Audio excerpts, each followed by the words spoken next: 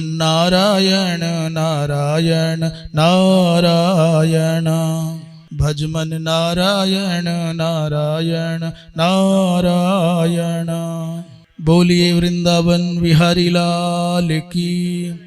धर्म की अधर्म का, प्राणियों में विश्व का, गोहत्या, गौ माता की, परम पूज्य धर्म सम्राट स्वामी श्री करपात्री जी महाराज की, अपने अपने सद्गुरुदेव भगवान की, श्री वृंदावन बिहारी लाल की, श्री जगन्नाथ भगवान की।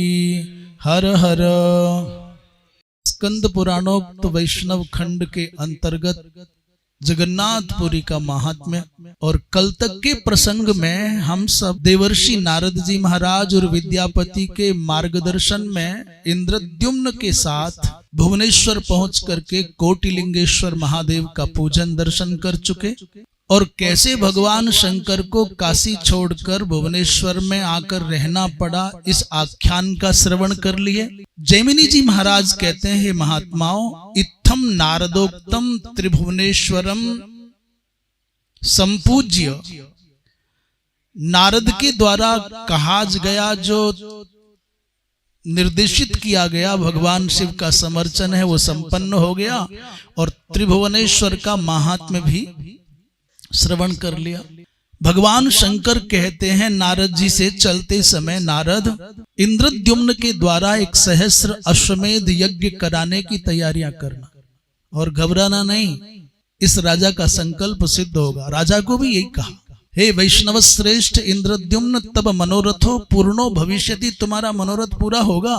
चतस्रः प्रतिमास्तेन विश्वकर्मा घटिष्यति, जब 1000 अश्वमेध यज्ञ संपन्न हो जाएंगे तो फिर उस समय एक दिव्य वृक्ष प्राप्त होगा। उस वृक्ष के काष्ठ से, वो वृक्ष की विशेषता क्या होगी, उस वृक्ष पर चक्र आदि के चिन्ह होंगे, सुदर्शन चक्र आदि के चिन्ह, शंख चक्र गदा पद्म के चिन्ह होंगे उस वृक्ष पर, और समुद्र के ऊपर तरंगों पर तैरता हुआ वो किनारे आ जाएगा जब अभिवृत स्नान होगा। विश्वकर्मा जी महाराज 4 प्रतिमाओं का उसके द्वारा निर्माण करेंगे, और स्वयं ब्रह्मा जी महाराज आकर के प्रतिष्ठा करेंगे। तासाम प्रतिष्ठितौ ब्रह्मा स्वयमेवा गमिष्यति, ब्रह्मलोक से ब्रह्मा जी आएंगे भूतल पर प्रतिष्ठा करने के लिए। इंद्रद्युम्न राजा स्वयं में परम वैष्णव परम सक्षम है, समर्थ है, भगवान का अनन्य उपासक है। 1000 अश्वमेध यज्ञ कर लिए हैं, देवर्षि नारद विद्यमान हैं, फिर भी किनको बुलाया जा रहा है प्रतिष्ठा करने के लिए? बोले ब्रह्मा जी महाराज को। इसलिए अपने जीवन भर की तपस्या से ये सौभाग्य मिलता है, कभी कभी मनुष्य को कई जन्मों की तपस्या के फलस्वरूप कभी मंदिर बन पाता है, और उस मंदिर की प्रतिष्ठा का अवसर आवे तो व्यवहार की भेंट चढ़ा दिया जाए कि डीएम साहब आ गए, कलेक्टर साहब आ गए, कि मंत्री जी आ गए, कि विधायक जी आ गए, कि मुख्यमंत्री जी आ गए, कि प्रधानमंत्री जी आ गए, कि राष्ट्रपति जी आ गए। नहीं नहीं, जन्म जन्मांतर के पुण्यों का ये सौभाग्य में पल आया, विलक्षण समय आया, तो फिर प्रयत्न करे जो सर्वोत्तम सर्वश्रेष्ठ उस समय की विभूतियां हो, उनके द्वारा प्रतिष्ठा संपन्न हो।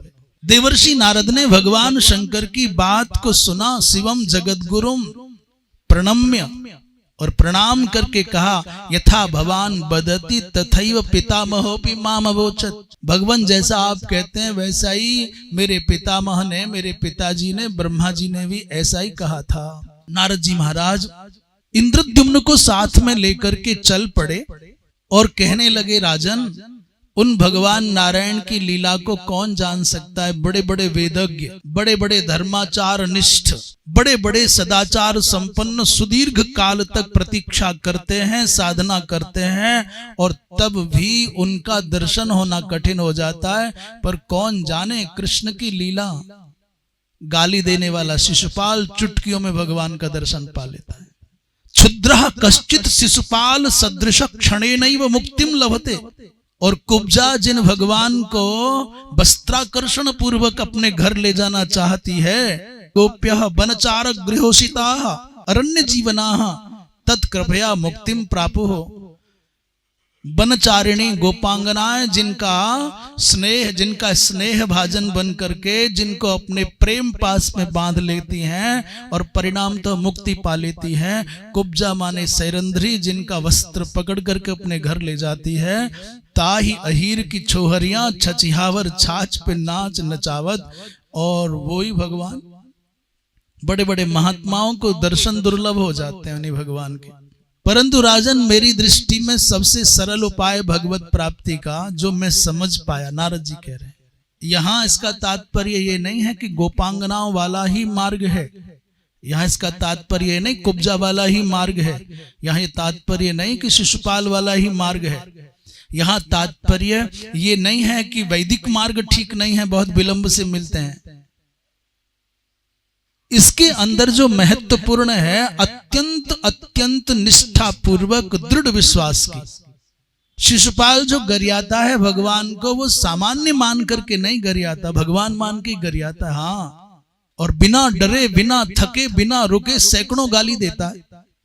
और केवल गाली एक समय नहीं देता कि गाली दे दिया और मंत्र पूरा हो गया, उपासना पूरी हो गई, हट जाता है कृष्ण के सामने से, तो भी उन्हीं का चिंतन करता रहता है। एकांत में भी पड़ा पड़ा भी कृष्ण को कैसे मुझे नीचा दिखाना है, इसके लिए अनवरत चिंतन करता है।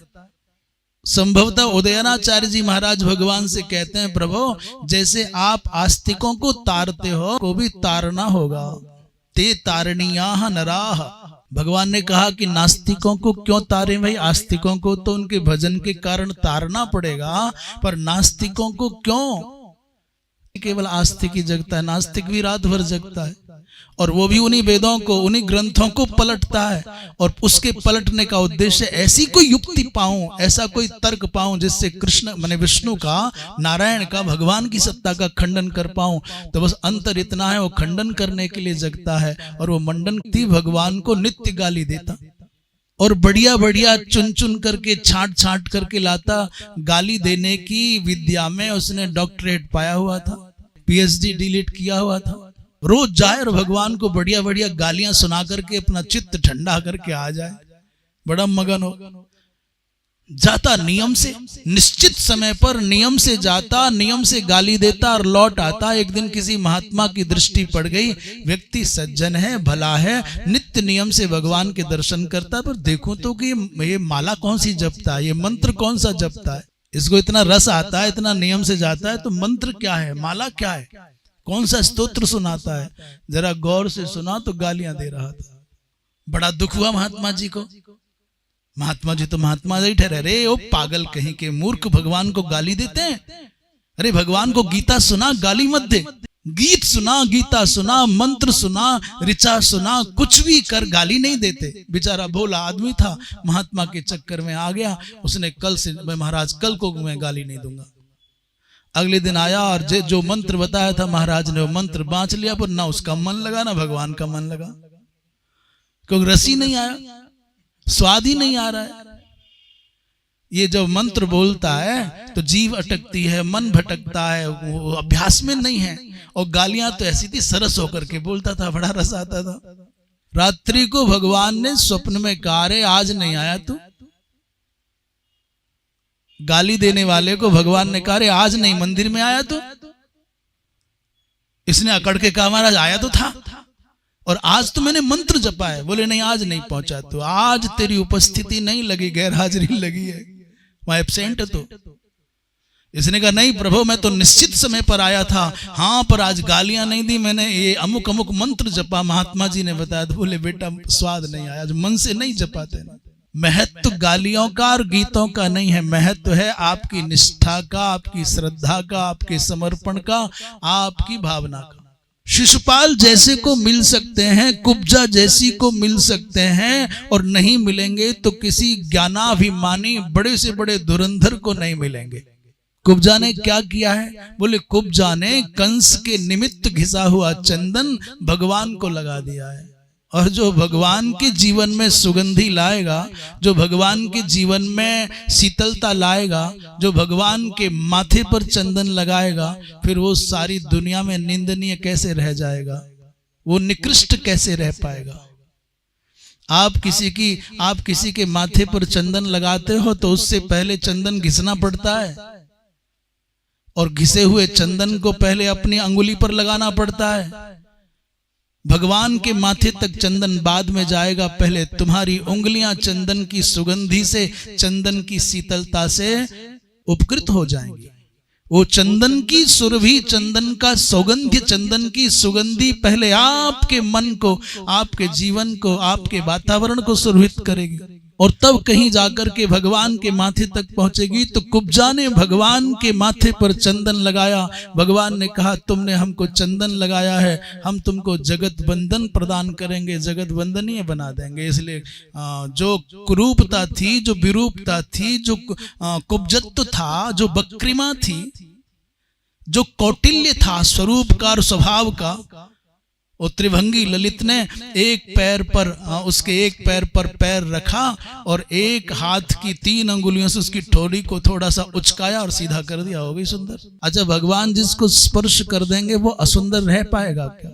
कुब्जा जैसे को मिल सकते हैं और नहीं मिलेंगे तो बड़े बड़े तपस्या के अभिमानियों को, आत्मश्रेष्ठता की ग्रंथि से ग्रस्त मानसिक रोगियों को नहीं मिलेंगे भैया।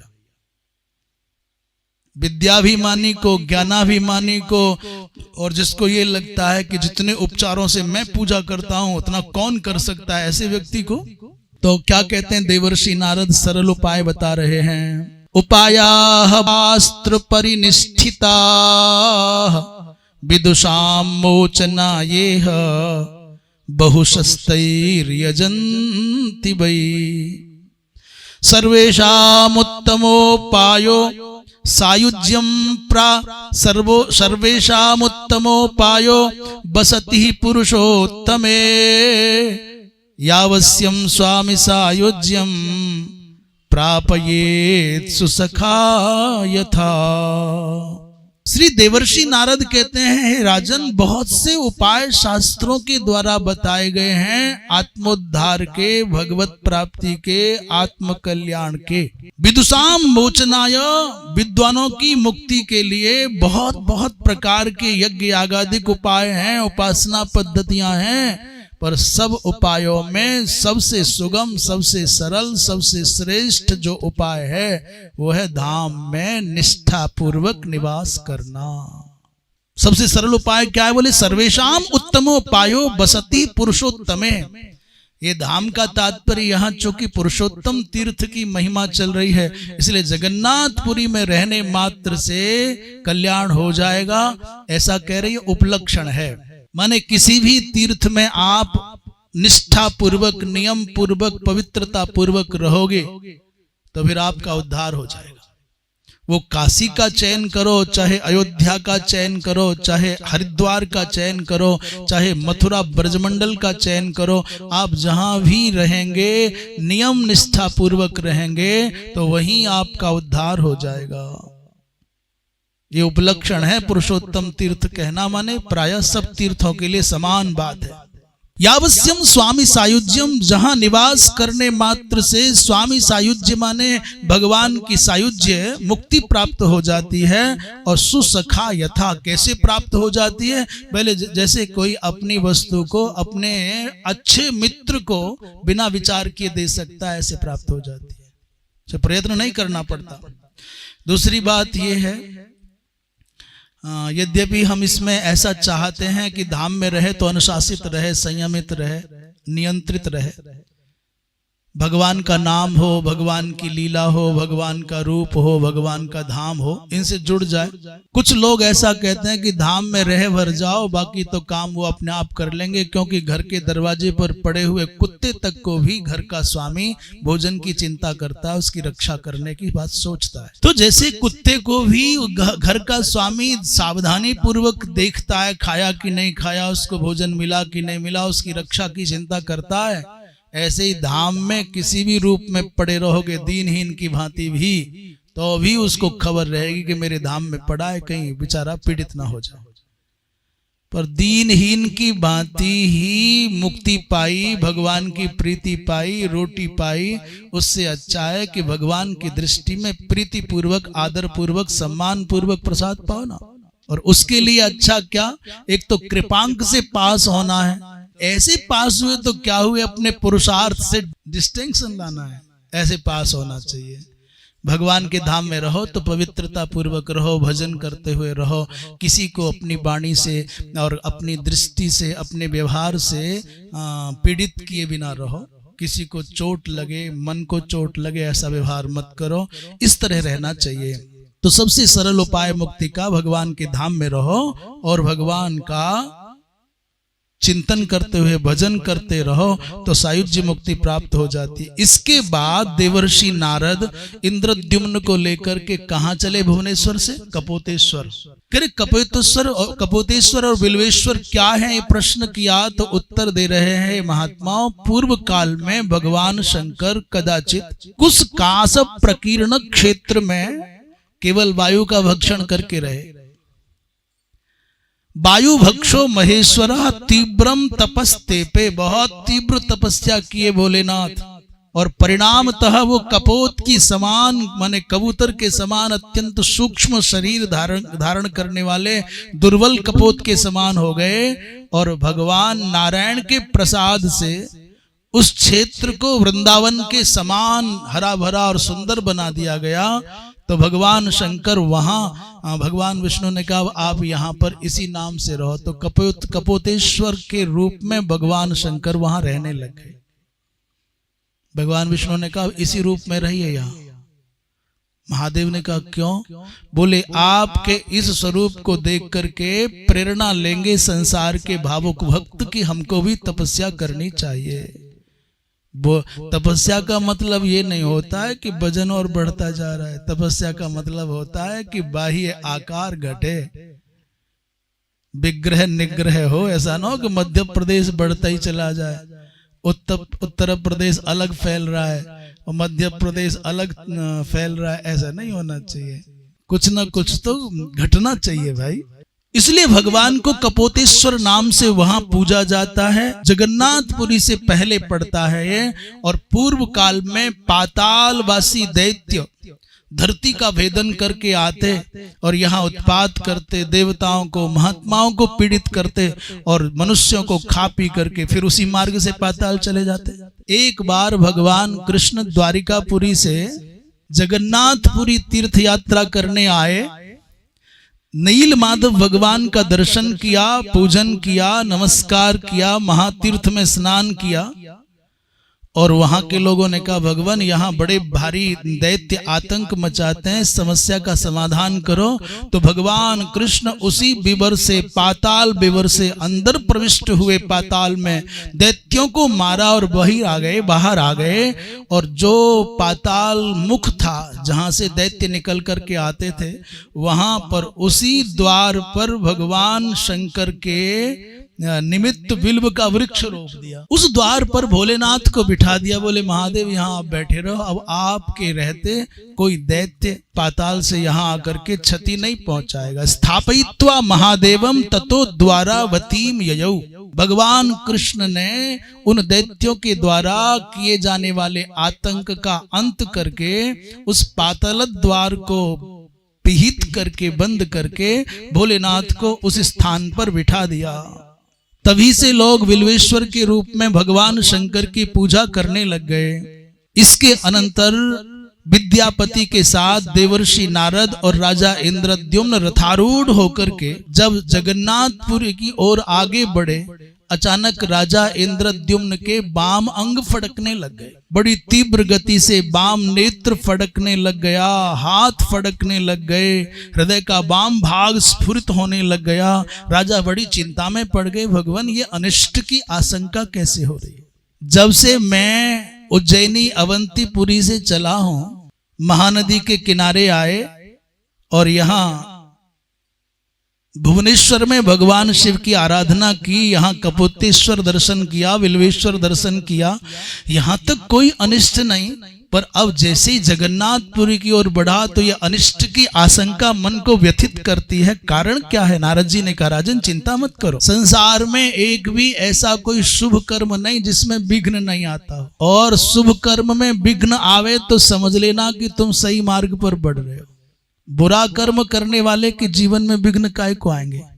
खाए पिए नाली में गिरे चाहे उधर गिरे, काय का विघ्न उसके लिए। परंतु मंदिर जाने वाले, भगवान का भजन करने वाले, इनके जीवन में विघ्न आते हैं, विक्षेप होते हैं। माया को पीड़ा होती है, देवताओं को पीड़ा होती है और दैत्यों को पीड़ा होती है। धर्मात्मा भजन करने वाले से इसलिए पीड़ित होते हैं कहीं ये न बढ़ जाए, इसकी प्रभा के सम्मुख हमारा प्रभाव कम ना हो जाए। और दुरात्मा तो भगवान का भजन करने वाले के पक्के शत्रु होते हैं, इसलिए सत्कर्म करने वाले के जीवन में विघ्न आने की संभावनाएं बहुत बढ़ जाती है। देवर्षि नारद ने कहा, मां भूत विषादस्ते भूप सविघ्नम प्रायशः शुभम और विघ्नांते च शुभम पुंसाम पुनर्भाग्यवताम नृप।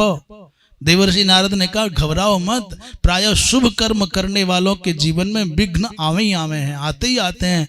विघ्नांत और विघ्न के बाद में फिर शुभ होता है, कल्याण होता है। भाग्यवान कभी भी अपने जीवन में हत मनोरथ नहीं होता। हाँ, विघ्न आते हैं, बाधाएं आती हैं, विक्षेप होते हैं, अंतराय आते हैं, परंतु भाग्यवान निष्फल नहीं होता। इसलिए हे नृपेंद्र, ध्यान पूर्वक श्रवण करो, नील माधव भगवान अंतर्धान हुए, सच है। और ये जिस दिन विद्यापति ने भगवान का दर्शन किया था, इन विद्यापति ने जिस दिन दर्शन किया था नील माधव का, उसी दिन भगवान अंतर्धान हुए थे। अब भगवान नारायण पाताल निलय हो गए, पाताल में निवास करते हैं। मर्त्य लोक में उस स्वरूप में दर्शन भगवान का नहीं होगा। इतना सुनते ही इंद्रद्युम्न तो अचेत हो गए। यद्यपि ये घटना इंद्रद्युम्न को पहले पता चल गई। कब चली? जब उत्कल प्रांत में प्रवेश किया तो उत्कल नरेश ने आकर के इंद्रद्युम्न को सूचित कर दिया, भगवान नील माधव तो स्वर्णमयी बालों की आंधी में विलुप्त हो गए। परंतु उस समय देवर्षि नारद ने बात संभाल ली और बहुत अधिक ध्यान नहीं दिया। राजा ने यहां जैसे ही सुना कि नील माधव अंतर्धान हो गए तो राजा मूर्छित हो गए, अचेत हो गए, धरा पर गिर गए। जैसे कैसे चंदन और अगरु कर्पूर मिश्रित जल के द्वारा, कर्पूर शीतल जल के द्वारा उस राजा को चेतन किया, चैतन्य किया नारद जी महाराज ने, परंतु राजा की खिन्नता नहीं जा रही है। जिन भगवान के दर्शन की अभिलाषा में मैंने मेरा घर छोड़ा, मेरा साम्राज्य छोड़ा, मेरा सब कुछ छोड़ करके दाव पर लगा करके यहाँ आ गया और आज उन्हीं के दर्शन से वंचित रह जाऊंगा मैं, मेरा आगमन व्यर्थ हो गया। यदि मैं भगवान के दर्शन नहीं करूंगा तो हे महर्षि देवर्षि नारद जी, मैं सौगंध खा करके प्रतिज्ञा करता हूं कि अपने प्राणों को त्याग दूंगा। प्राणान धारयिष्यामि न दृक्ष्यामि यदा हरिम। भगवान का दर्शन नहीं हुआ तो मैं मेरे प्राणों को धारण नहीं करूंगा। नारद जी महाराज ने कहा, राजेंद्र शोकम त्यज धैर्यम धारे। अरे भैया, शोक का परित्याग करो, धैर्य धारण करो। देखो, ना तुम स्वतंत्र और ना मैं स्वतंत्र, ना हम स्वतंत्रोस्मि न तुम स्वतंत्र। ना तो तुम अपनी मर्जी से आए हो और न मैं तुमको लेकर के आया हूं। ध्यान से सुनना, ये तो भगवान नारायण और भगवान शंकर की आज्ञा से चल रहा है। ये योजनाएं हम और तुम दोनों मात्र खिलौने हैं, खेल तो कोई और रहा है। हम तो शतरंज की बिसात पर कोई घोड़ा बन करके बैठा है, कोई ऊंट बन करके बैठा है, कोई हाथी बन करके बैठा है, कोई सैनिक बन करके बैठा है, कोई वजीर बन करके बैठा है, कोई राजा रानी बन के बैठा है। हम तो केवल क्या है, गोटियां हैं। उसकी मर्जी, किसी गोटी का नाम उसने रानी रख दिया है, किसी का नाम राजा रख दिया है, किसी का नाम वजीर, किसी का नाम हाथी, बस वो खेल रहे हैं। एक महात्मा कहते थे, संसार के चौपट पर खेल चल रहा है। महाकाल और महाकाली दोनों खेल रहे हैं। एक पक्ष में महाकाल और एक पक्ष में महाकाली, दोनों खेल रहे हैं। क्या बोले? शतरंज। ये मारता है उसकी गोटी और वो मारते हैं इसकी गोटी। मारते कभी महाकाल मारते हैं, कभी महाकाली, परंतु मरने वाले तो हम और तुम ही हैं। जीत हार चाहे जिसकी हो, मृत्यु तो बेचारे खिलौनों की होनी, हम ही को मरना है। महाकाल महाकाली का क्या बिगड़ेगा। संसार रूपी चौसर की बाजी पर हम और आप दाव पर लगे हैं। बहुत सरल शब्दों में किसी ने कहा कि माली आ रहा था उपवन में, तो माली को आते हुए देख करके कुछ कलियों ने कहा कि फूले फूले चुन लियर काल हमारी बार। माली आवत देखकर कलियन करी पुकार। आते हुए माली को देखा तो कलियां आपस में बतियाने लग गई। बोले आज जो खिल गए वो आज चुन लिए गए, और कल हम खिल जाएंगे तो कल हम चुन लिए जाएंगे, काल हमारी बार। जो जितना बड़ा होता जाता है वो उतना जल्दी ऊपर जाने की तैयारी करता जाता है। जाना सबको है, स्थाई कोई था नहीं, कोई है नहीं, कोई हो नहीं सकता। सब पहले के लोग गए हैं, आज के लोग जाने की तैयारी कर रहे हैं, और बहुत सारे लोग जा रहे हैं। जो मगन होता है ना कि मैं 20 साल का हो गया, मैं 30 का हो गया, मैं 40 का इतना बड़ा हो गया, मैं 50 साल बड़ा हो गया, मैं 60 साल का, कौन है मेरे सामने बड़ा। तो जो कह रहा है ना मेरे बराबर का कोई नहीं, मैं 70-80 साल का हूं, वो ये नहीं समझ रहा कि मेरे जाने का नंबर आ रहा है। वृंदावन बिहारी लाल की। इसलिए भगवान तुम चिंता मत करो राजन, हरिहर वेदसाम आज्ञया, माने ब्रह्मा विष्णु महेश तीनों की आज्ञा से हम आए हैं, और तीनों देवों ने तुम्हारा चयन किया है लोक कल्याण के लिए। तुम कोई सामान्य पुरुष नहीं हो। तुम्हारे कारण भगवान जगन्नाथ का प्रादुर्भाव होगा, और जब तुम सहस्र अश्वमेध यज्ञ पूर्ण करोगे तब दारव तनु के रूप में भगवान प्रादुर्भूत होंगे। ऐसा कहकर के राजा को परितोष दिया है, संतोष दिया है। तस्याम विनिर्माय सहस्र वर्ष स्थिराम सुशालाम हयमेध नाय। राजा ने जगन्नाथपुरी में प्रवेश करने के साथ ही योजना बनाई कि जिस यज्ञशाला में अनवरत 1 सहस्र अश्वमेध यज्ञ हो सके, ऐसी बहुत सुदृढ़ बहुत मजबूत यज्ञशाला बनानी है। और ऐसी यज्ञशाला बनी जिसमें एक ही यज्ञशाला में 1000 अश्वमेध यज्ञ हुए। ऐसी सोचो कि एक यज्ञ करने में 1 वर्ष का समय लगता है। अश्वमेध यज्ञ बातों से नहीं होता, 6 महीने तो उसको घोड़ा छोड़ा जाता है। 1000 अश्वमेध यज्ञ करने के बाद इंद्रद्युम्न ने जैसे ही नील माधव भगवान के दर्शन, जहां भगवान का अंतर ध्यान हुए वहां प्रवेश किया। इसके बाद नीलकंठ भगवान की पूजा, भगवती दुर्गा की पूजा, नृसिंह भगवान के दर्शन और पूजन किया। नील माधव का जो मूल स्थान था, जहां पहले भगवान विराजते थे और उस स्वर्णमयी बालुका की आंधी के कारण विलुप्त हुए थे, उस स्थान को प्रणाम किया है राजा ने। आज इस स्थान पर भगवान का स्वरूप नहीं परंतु भगवान का स्थान है। साष्टांग प्रणाम करके स्तुति करते हैं। देव देव जगन्नाथ प्रणतार्ति विनाशन त्राहि मां पुंडरीकाक्ष पतितं भवसागरे। आप भी स्तुति कर लें। देव देव जगन्नाथ प्रणतार्ति विनाशन त्राहि मां पुंडरीकाक्ष पतितं भवसागरे। हे देव देव, हे जगन्नाथ, हे प्रणतार्ति विनाशन, माने जो आपके चरणों में आकर के प्रणाम कर देते हैं उनके आरती माने दुखों का विनाश करने वाले। हे पुंडरीकाक्ष, मैं भवसागर में पड़ा डूब रहा हूं, माम त्राहि, मेरी रक्षा करो, मेरी रक्षा करो। भवसागर में डूबते हुए अनेक व्याधियों से ग्रस्त होते हुए हम अनाथ दीन की भांति पड़े हैं। प्रभु हमारी रक्षा करें। मेरी सामर्थ्य नहीं कि मैं आपके दर्शन करने वहां आ सकूं, मेरी सामर्थ्य नहीं कि मैं भजन कर सकूं। मैं तो विषय वासना का कीड़ा जैसा जीव, अत्यंत अक्षम, अत्यंत निर्बल, अत्यंत दीन, आपके भरोसे, आपकी करुणा के भरोसे जी रहा हूं, मेरा उद्धार करें। ऐसा राजा ने स्तुति की। और अनेनैव चक्षुषा, भगवान इन्हीं नेत्रों से आपके दर्शन की अभिलाषा है। नान्यत प्रयोजनम, कोई और दूसरा प्रयोजन नहीं है। उसी समय आकाशवाणी हुई और आकाशवाणी ने कहा कि राजन चिंता मत करो, तेरे जैसा ब्रजिष्ये तदृशोपथम, भगवान ने आकाशवाणी के माध्यम से घोषणा कर दी, राजन चिंता मत करो, तुम्हारे इन्हीं नेत्रों से तुम्हारी दृष्टि का विषय मैं बनूंगा, तुमको दर्शन प्राप्त होगा। पैता महम बचप्राह नारदो यत कुरुष्व तत्, जो ब्रह्मा जी महाराज की आज्ञा का उपदेश नारद जी करते हैं, आप वैसा करो, मैं तुमको दर्शन दूंगा। भगवान ने आकाशवाणी के माध्यम से राजा को आश्वस्त किया कि नारद जैसा कहते हैं वैसा वैसा करते जाओ और तुमको दर्शन प्राप्त हो जाएगा। वृंदावन बिहारी लाल की।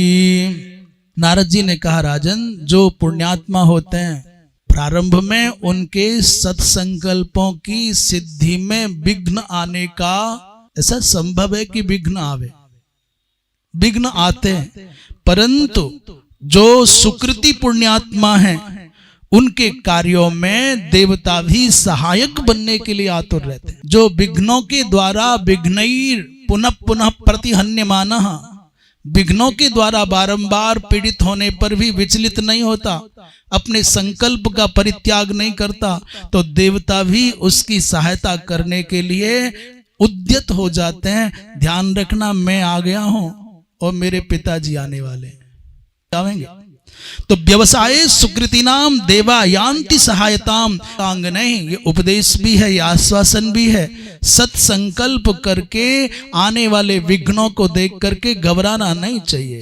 कभी तुम्हारा क्या खूंटा बंध जाए, कभी स्थान दूषित है जाए, और कभी ये घटना घट गई, कभी वो घटना घट गई। सत्कर्म में विघ्न आने का मतलब कोई तुमको नोटिस कर रहा है, कोई तुमको देख रहा है, नहीं तो क्यों विघ्न आवेगा। सैकड़ों सैकड़ों प्रकार से विघ्न आते हो तो आवे। अद्यैव वा मरणमस्तु युगांतरेवा, आज ही मृत्यु होवे चाहे युगांतर में मृत्यु होवे, पर न्यायात पथ प्रविचलन्ति पदम न धीराः, परंतु धीर व्यक्ति न्याय के पथ से कभी विचलित नहीं होता, कभी अपना पथ परिवर्तित नहीं करता, कभी अपना संकल्प नहीं त्यागता। इसलिए महाराज विघ्न आवे तो आवे, संकट आवे तो आवे, बाधाएं आए तो आए, क्लेश होवे तो होवे, फिर भी अपना संकल्प नहीं त्यागना चाहिए। अपनी निष्ठा को, अपनी आस्था को, अपनी श्रद्धा को सुरक्षित रखे। परिणाम चाहे जो हो उसकी मर्जी, हमको कोई परिणाम चाहिए ही नहीं। हम मनुष्य हैं और मनुष्य का कर्तव्य जो है वो कर रहे हैं। कई लोग बहुत सफलता सक्सेस इतना तूफान मचाया हुआ है, इतना तूफान मचाया है सफलता के चक्कर में कि छोटे छोटे बालक बालिकाएं यदि समाज के द्वारा स्थापित मान्यताओं के आधार पर उस सफलता के मापदंडों का स्पर्श नहीं कर पाते तो बेचारे आत्महत्या कर लेते। कैसा दुर्भाग्य है देश का, कैसे समझदार लोगों की संख्या घटी है कि क्या सफलता माने बैठे हैं। सफलता माने क्या है कुछ पता नहीं। किसी परीक्षा में पास हो गए, सक्सेस हो गए, कोई नौकरी मिल गई, सक्सेस हो गए, कुछ मनोनुकूल धन कमा लिया, सक्सेस हो गए, ये कोई सफलता है? और नहीं मिला, तुम्हारे मन के द्वारा निर्धारित कोई मापदंड पर तुम खरे न उतरे तो बोले मर जाए, अब तो जीना नहीं है। ये सफलता के भूत ने इतना व्यथित किया है समाज को, हजारों नई जिंदगियां, नए जीवन नष्ट हो जाते हैं, आत्महत्या कर लेते हैं तुम्हारी सफलता के चक्कर में पड़ करके। पर हम कहना चाहते हैं भारतवर्ष के युवाओं से, युवतियों से, इस प्रतिकूलता को देख करके, इस कृत्रिम असफलता को देख करके घबराना नहीं, आत्महनन करना नहीं, आत्महत्या करना कोई समाधान नहीं, एक और बड़ी समस्या में फंसना है। आत्महत्या नहीं करना चाहिए। जो समझते हैं सफलता ही एकमात्र जीवन का आधार है, मैं 1000 उदाहरण दूं, सफलता हो न हो, उद्देश्य जीवन का उत्तम हो तो भी आप वंदनीय हो जाते हैं, चिरस्मरणीय हो जाते हैं। जैसे पहला उदाहरण हम प्राय देते हैं कि सफलता और असफलता का अपने आप में कोई महत्व नहीं है, आपके जीवन का जो संकल्प है, आपके जीवन का जो पवित्र उद्देश्य है उसका महत्व है। उदाहरण माने जटायु। बोलिए वृंदावन बिहारी लाल की, जगन्नाथ भगवान की। हर हर। जटायु जी महाराज के जीवन का उद्देश्य क्या है और सफलता और असफलता क्या है? जटायु जी महाराज ने वृद्ध होने पर भी रावण के चंगुल में फंसी हुई माता सीता के सम्मान की रक्षा करने का संकल्प किया। उद्देश्य क्या? बोले मेरे भारत की नारी का अपमान कोई आक्रांता करे, ये मुझे स्वीकार्य नहीं हो सकता है। बहाने बनाने के 100 कारण जटायु के पास हैं। बूढ़ा हूं, अंधा हूं, पंखों में जान नहीं, उड़ना संभव नहीं, सामने शत्रु बहुत शक्तिशाली है, वो विमान पर बैठा है, उसके पास हथियार हैं, मैं निहत्था हूं, मेरे हाथ भी नहीं है। सैकड़ों बहाने हैं बचने के, परंतु वो बचते नहीं हैं, वो आक्रमण करते हैं। उद्देश्य नारी के सम्मान की रक्षा करना, और सफलता नहीं मिली, ना अपने प्राण बचा पाए, ना सीता की लाज बचा पाए। कौन कहता है सफलता से ही व्यक्ति सिद्ध होता है, महान होता है? जटायु अपने उद्देश्य में सफल नहीं हो पाए, परंतु उद्देश्य बड़ा पावन था, इसलिए आज भी जटायु सारी दुनिया के लिए प्रासंगिक हैं, आज भी प्रणम्य है, आज भी चिंतनीय है, आज भी विचारणीय है, आज भी वंदनीय है। कहां सीता जी को बचा पाए? महाराणा प्रताप अकबर के साथ जीवन भर जूझे, घास की रोटियां खानी पड़ी, खाई, जंगल जंगल भटकना पड़ा, भटके परंतु झुके नहीं। उनको अपने उद्देश्य में सफलता नहीं मिली, परंतु उद्देश्य पावन था, इसलिए आज भी महाराणा प्रताप पूजनीय है, वंदनीय है, स्मरणीय है। एक नहीं हजारों उदाहरण हैं आपके जीवन में। सफलता को इतना बड़ा मत मानो कि सफलता नहीं मिली तो मर जाएंगे। महारानी लक्ष्मीबाई अपने एक बालक को पीठ पर बांध करके घुड़सवारी करती हुई दोनों हाथों में तलवार लिए शत्रुओं से भिड़ गई। राज्य नहीं बचा पाई, प्राण नहीं बचा पाई, परंतु सफलता के बिना भी आज भी महारानी सारी दुनिया के द्वारा वंदनीय मानी जाती है। एक नहीं सैकड़ों उदाहरण। इसलिए मेरा तो निवेदन है कि अपने जीवन को इस सफलता की आग में झोंकने के लिए तैयार मत हो जाओ। ऐसे मिथ्या मापदंड मत बनाओ कि हम ये न कर पाए तो मर जाएंगे, हम वो न पा सके तो मर जाएंगे, वो ना मिला तो मर जाएंगे। मिल जाएगा तो भी तो मरोगे। जिसके लिए कह रहे हो ना ये ना मिला तो मर जाएंगे, वो हमें हमारी जान से ज्यादा प्यारा है। जिस दिन आ जाएगा ना और जान पर आ जाएगी, फंस जाएगी, तो जान ही पी के जाएगा। फिर जिसे समझते हो ना ये हमारे लिए बहुत आवश्यक है, इनके बिना जी नहीं सकते, तो समझ लेना वो तुम्हारे जीवन को ही लेके जाए, फिर भी तो मरना ही है। इसलिए इतना अंधा नहीं होना चाहिए कि ये पाना है, यही पाना है और यही चाहिए और चाहिए ही नहीं तो मर जाएंगे। सारे लोग डॉक्टर बनेंगे क्या? सारे लोग इंजीनियर बनेंगे क्या? सारे लोग कलेक्टर बनेंगे क्या? कोई तो दुनिया में बुरा भी हो, कह दो भाई हम तो असफल हैं, हम बुरे हैं भाई, हमारे होने से ही तुम्हारी सफलता की पूजा है, धन्यवाद, तुम सफल सही, तुम सही सही। कोई तुम्हें कह दे तुम बहुत बुरे हो, हाँ भाई साहब हम बहुत बुरे, तुम तो अच्छे हो ना, कहते हाँ बस हम तुम्हारा मुख देख के तर जाएंगे भाई साहब। एक महात्मा बड़े सुलझे हुए, बड़े समझदार, बड़े प्यारे थे और बहुत सम्मान अपमान के चक्कर में नहीं पड़ते थे। अच्छाइयां बुराइयां सब में होती हैं, उनमें भी रही होंगी। तो उनसे कोई विरोध मान करके, कोई शत्रुता का भाव मान करके कहने लग गया, महानीच है, महाभ्रष्ट है, इसका तो मुंह देख लो तो नरक जाए।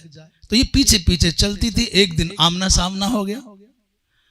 आमना सामना हुआ तो उसने अपनी उद्दंडता को सिद्ध करते हुए, मूर्खता को सिद्ध करते हुए भरे समाज के सामने कहा, ए तुम कलंक हो, तुम्हारा मुख देख करके तो मनुष्य नरक जाए। तो लोगों ने सोचा भाई महात्मा तो बहुत गुस्सा करेंगे, बहुत नाराज होंगे। महात्मा गुस्सा नहीं हुए। उन्होंने कहा ये पक्की बात है भाई, हमारा मुख देखेगा तो नरक जाएगा? बोले हाँ। बोले आपका जीवन तो सही है ना? उसने छाती ठोक के कहा हाँ हम पवित्र हैं, हम धर्मात्मा हैं, हम ऐसे हैं वैसे। बोले आपका मुख देखे तो? बोले हमारा मुख जो देख लेगा स्वर्ग जाएगा। सो महात्मा ताली बजा करके हंसने लग गए। बोले आनंद आ गया अपना, तो अपनी तो बात बन गई भैया। हम तो सारी दुनिया की दृष्टि में पतित, अधम, नीच, निकृष्ट, पर तेरी कृपा से हमारी बात बन गई। उसने कहा कैसी बात बन गई? बोले तुम्हारा मुख हमने देख लिया, हमारा तो पक्का स्वर्ग का टिकट हो गया। पर चिंता तेरी है कि हमारा मुख देख करके तू नरक जाएगा। अब हमको हमारी चिंता नहीं, तुम्हारी चिंता है। हम तो तुम्हारा मुख देख लिए तो स्वर्ग पक्का हो गया हमारा, पर तू अपनी सोच, हमारा मुख देख करके नरक जाएगा। भैया तुम धर्मात्मा हो तो तुम तो प्रसन्न हो ना, परेशान क्यों हो रहे हो? इसलिए कहीं उलझे नहीं, कहीं भटके नहीं, अपने जीवन का आनंद अपने आप ले और यथासंभव संयम पूर्वक अपने जीवन को व्यवस्थित करके जितना थोड़ा बहुत भगवान का भजन बन जाए उतना भजन करते हुए, जो कुछ तुमसे समाज के लिए अच्छा बन जाए समाज के लिए अच्छा करते हुए अपनी जीवन यात्रा को संपन्न करो। सारी दुनिया को सुधारने का ठेका मत लो, नहीं तो दुनिया अपनी जगह रह जाएगी और तुम न जाने कहां से कहां गिरोगे। वृंदावन बिहारी लाल की। इसलिए भैया अब तो देवर्षि नारद और राजा दोनों के दोनों नीलकंठ भगवान के समीप क्षेत्र में नृसिंह मंदिर का निर्माण करने लग गए। विश्वकर्मा जी महाराज के पुत्र को बुलाया और नृसिंह भगवान का मंदिर निर्मित हो गया।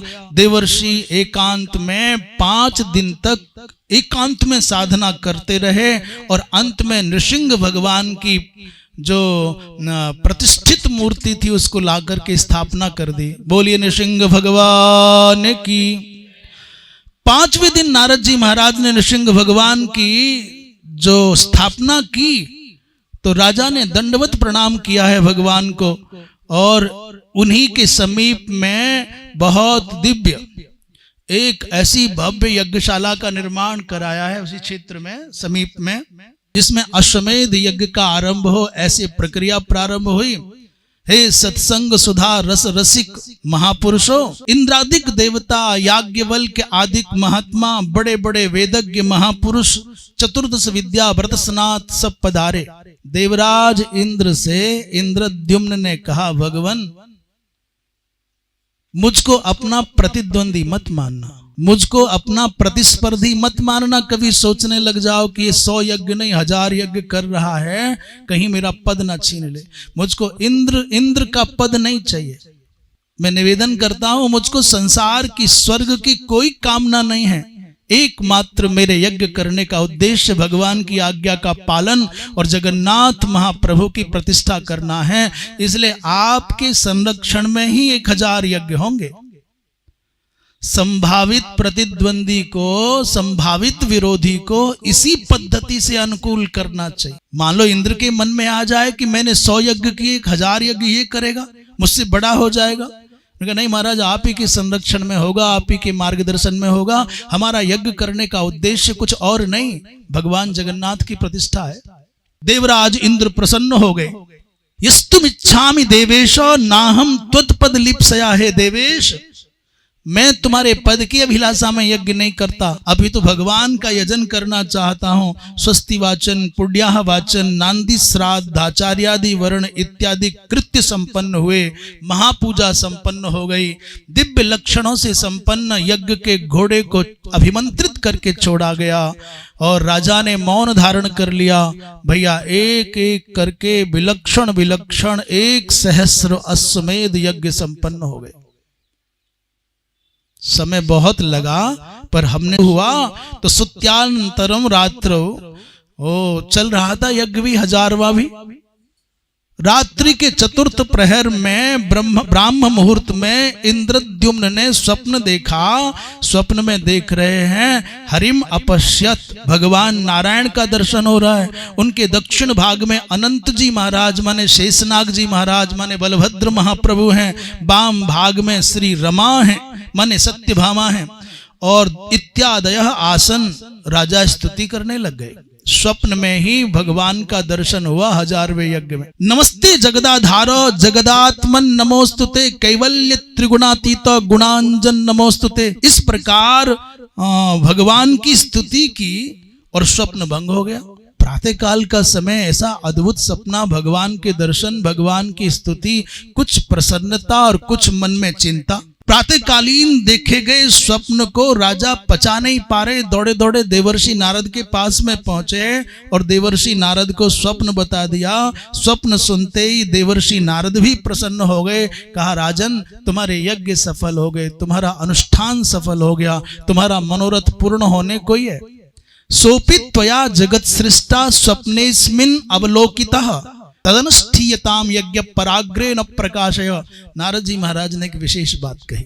देवर्षि नारद ने कहा ये स्वप्न बहुत उत्तम है और साधक को प्रायः अपने व्यक्तिगत स्वप्न की घटनाओं का प्रकाश नहीं करना चाहिए। भगवान का दर्शन हो गया, कुछ विशेष आपने देख लिया, तो इसकी चर्चा दूसरों के सामने नहीं करना। आपके इष्ट आपको कोई संकेत देते हैं स्वप्न के माध्यम से, वो गुप्त प्रेम को प्रकाशित नहीं करना चाहते। यदि प्रकाशित ही करना हो तो 100 आदमियों को सपना दे देना, उनका क्या बिगड़ जाएगा। वो तो 1000 एक साथ एक ही समय में 1000 लोगों के चित्त में प्रकाशित होकर के स्वप्न को प्रकाशित कर दें, पर केवल वो आपके मनस्तोष के लिए, विश्वास की, निष्ठा की, दृढ़ता के लिए आपको संकेत करते हैं। इसलिए स्वप्न की घटी हुई घटनाओं को, अच्छी घटनाओं को कभी नहीं बताना चाहिए। नारद जी कह रहे हैं पराग्रे न प्रकाशय। स्वप्न में जो आप देखते हो उसको दूसरों को बताना चाहिए कि नहीं बताना चाहिए। कहते हैं अनिष्टम स्वप्नम गुरून् गंभीरान एव श्रावयेत नान्यान। यदि आप अनिष्ट सूचक कोई स्वप्न देखते हो तो अपने पूज्य जनों को सुनाओ, अपात्रों के सामने मत कहो। उससे दुस्वप्न दोष का समन हो जाता है। और इष्ट दर्शनादि निमित्तक जो स्वप्न देखा जाता है भैया, उसको तो दूसरों के सामने कभी नहीं कहना चाहिए। आज मैंने काली देख ली। कई लोग तो मजमा लगाते हैं, मंच लगाते हैं। मेरे सपने में सवेरे काली आती हैं, शाम को महाकाल आते हैं, और रात को महादेव आते हैं, और दिन में राम आते हैं, फिर सवेरे कृष्ण आ जाते हैं। एक एक बेचारे पतले से तार पर कई ट्रांसफार्मर की ऊर्जा आ जाती है और जिंदा बच जाता है। और आजकल तो देवता कुछ ज्यादा ही फालतू घूम रहे हैं, भटकते हुए। चाहे जिसके सर पे काली आ जाती है, और चाहे जिसके सर पे गंगा आ जाती है, चाहे जिसके सिर पर हनुमान जी आ जाते हैं। और आजकल फालतू सबसे ज्यादा हनुमान जी और दिख रहे हैं, चाहे कहीं आ रहे हैं वो। गजब मामला है भैया। वृंदावन बिहारी लाल की। इसलिए पराग्रे न प्रकाशय, दूसरों को अपने स्वप्न का वृत्तांत कभी नहीं बताना चाहिए, उसको पचा ले जाओ। प्राय बहुत हमने बाल्यकाल से सुना कई लोगों को, महाराज पहले हमको ऐसे ऐसे आभास होते थे, ये हमारे साथ पूजा करते समय होता था, अब आजकल नहीं होता है। तो हमने कहा भाई इस बात की चर्चाएं तुम बहुत करने लगे थे। बोले हाँ महाराज, उनको बता दिया था। क्यों बताना चाह रहे हो किसी को?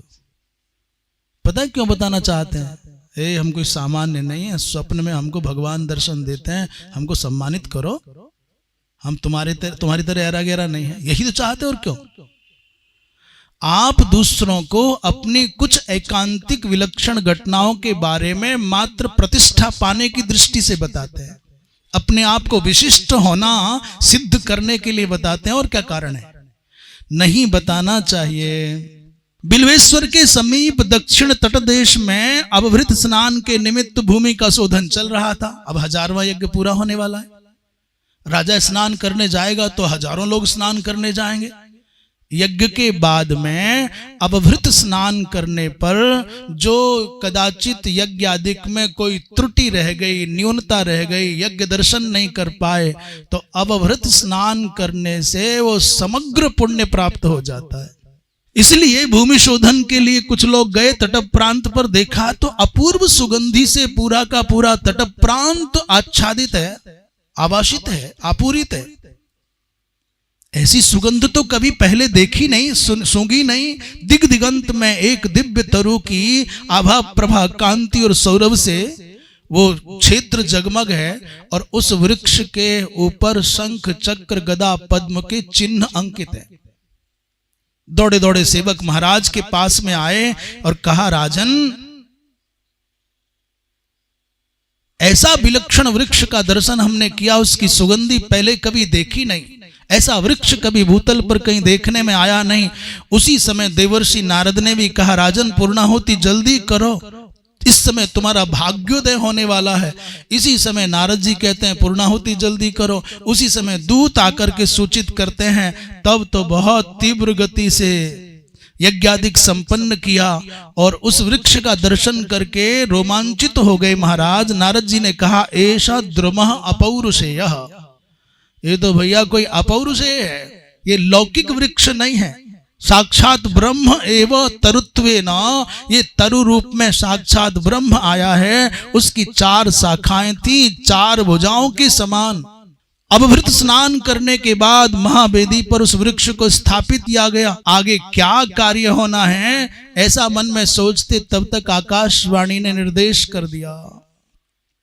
आकाशवाणी ने कहा कि 5-10 दिनानि यावत, 15 दिन पर्यंत भगवान स्वयं अपने हाथों से इस वृक्ष की 4 शाखाओं के द्वारा 4 विग्रहों का निर्माण करेंगे। देखो तुम्हारे द्वार पर एक वृद्ध बर्धकी आया होगा, एक बहुत बूढ़ा सा कोई बहुत वृद्ध विश्वकर्मा का वंशज बताकर के व्यक्ति खड़ा अपने अस्त्र शस्त्र लिए, अत्यंत वृद्ध है। एनम अंतः प्रवेश, इसको अंदर, ये आकाशवाणी सूचित कर रही है, और अंदर प्रवेश करा करके द्वार बंद कर देना। 15 दिन तक कोई अंदर झांके नहीं। बहिर्वाद्यानि कुर्वन्तु, बाहर बाजे बजे, कोई निर्माण की ध्वनि को सुने नहीं, और यदि कदाचित कोई निर्माण ध्वनि को सुन लेगा तो बहरा हो जाएगा। वो जो खटखट की आवाज सुनेगा वो बहरा हो जाएगा, और जो बलात् देखने की चेष्टा करेगा वो अंधा हो जाएगा। और इतना ही नहीं, जो इसके बाद भी अत्यंत दुराग्रह पूर्वक चेष्टा करेगा विघ्न डालने की, उसके कुल का विनाश होगा, और वो देखने की चेष्टा करने वाला नरक में गिरेगा। अत्यंत वृद्ध व्यक्ति है, बहुत बूढ़ा, 15 दिन तक अंदर बंद कर देना है, न भोजन न पानी, न देखना न सुनना। और यदि इतने पर भी कोई नहीं माना तो राष्ट्रस्यापि राज्ञश्च महती हानिर भविष्यति।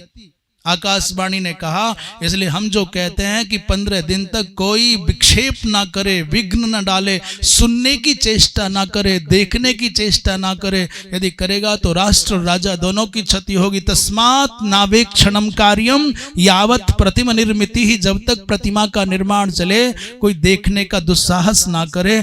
ऐसे भगवान वृद्ध वर्धकी का रूप धारण करके अंदर प्रविष्ट हो गए। जैसा आकाशवाणी ने कहा वैसी सब व्यवस्थाएं हो गई।